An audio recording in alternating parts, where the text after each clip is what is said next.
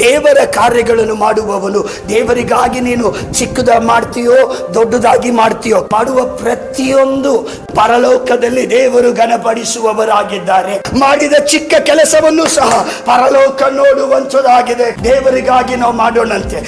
ಸಭೆಯಲ್ಲಿ ಕಸ ಹೊಡೆಯೋದು ದೇವರಿಗಾಗಿ ಮಾಡೋದು, ಆರಾಧನೆ ನಡೆಸೋದು, ಒಂದು ಹಾಡಾಡೋದು, ಕೈ ತಟ್ಟೋದು ಯಾರಿಗಾಗಿ?